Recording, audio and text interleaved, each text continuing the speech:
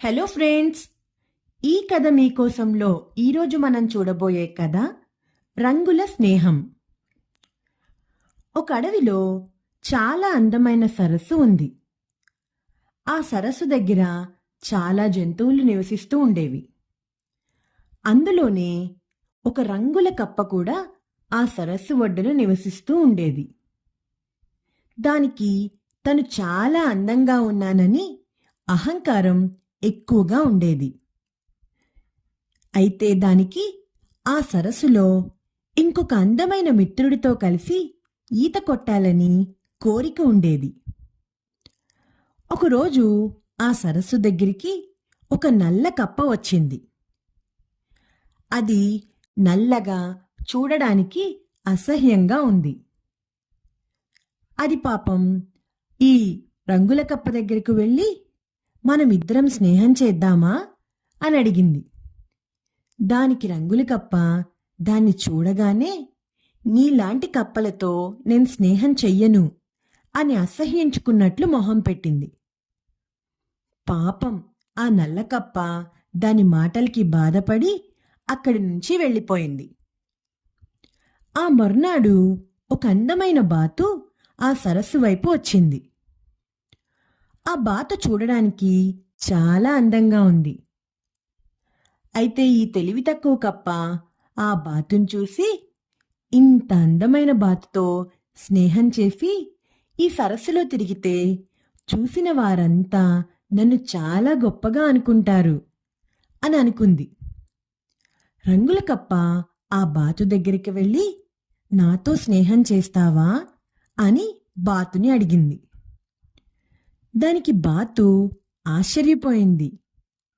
ఇదేంటి, నేను చంపి తింటానని తెలిసి కూడా ఇది నాతో స్నేహం చేస్తానంటోంది. దానంతటదే చావును వెతుక్కుని వచ్చింది, పిచ్చిదానిలా ఉంది అని అనుకుంది. బాతు దానితో స్నేహానికి ఒప్పుకుంది. అంత అందమైన బాతు తనతో స్నేహం చేస్తాననగానే వెర్రికప్ప సంతోషించింది. ఇక మర్నాడు ఉదయాన్నే బాతు కప్పని పిలిచి, మనం సరస్సులో ఈతకి వెళ్ళి వద్దామా అని అడిగింది. వెంటనే కప్ప చాలా సంతోషించి వెళ్ళడానికి ఒప్పుకుంది. బాతుతో కలిసి సరస్సులో వెళ్ళసాగింది. అంత అందమైన బాతుతో కలిసి వెళ్ళడం దానిలో గర్వాన్ని బాగా పెంచింది.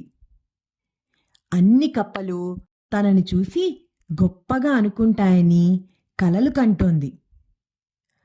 అలా కొంత దూరం సరస్సు మధ్యలోకి వెళ్ళగానే ఆ బాతు ఒక్కసారిగా కప్పని తన ముక్కుతో గట్టిగా పట్టుకుంది. అకస్మాత్తుగా జరిగిన ఈ సంఘటనకి ఆ రంగుల కప్ప కంగుతింది. వెంటనే బాతు తనని మోసం చేసిందని తెలుసుకొని దాని ముక్కు నుండి గట్టిగా విదిలించుకొని నీళ్లల్లోకి దూకి ప్రాణాలు కాపాడుకుంది. అక్కడ నుండి బాతుకి అందనంత దూరంగా పారిపోయింది. తను చేసిన తప్పుకి అది తనని తాను తిట్టుకుని, ఎవరినైనా సరే బయటకు కనిపించే వారి అందాన్ని బట్టి వారు మంచివారా గొప్పవారా అని నిర్ణయించకూడదని తెలుసుకుంది. అందాన్ని చూసి బాతుని నమ్మి ఎట్లా మోసపోయిందో తెలుసుకుని సిగ్గుపడింది. ఈ కథ మీకోసంలో ఈ కథ మీకు నచ్చిందా పిల్లలు? నచ్చినట్టయితే లైక్ చేయండి, షేర్ చేయండి, కామెంట్ చేయండి, ఇంకా సబ్స్క్రైబ్ కూడా చేసుకోండి. గంట కొట్టని వాళ్ళు కూడా గంట కూడా